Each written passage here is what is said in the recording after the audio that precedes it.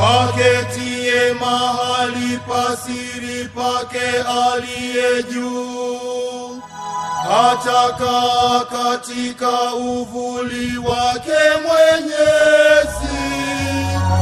Nitasema, Bwana ndiye kimbilio langu na ngome yangu, Mungu wangu nitakayemtumaini.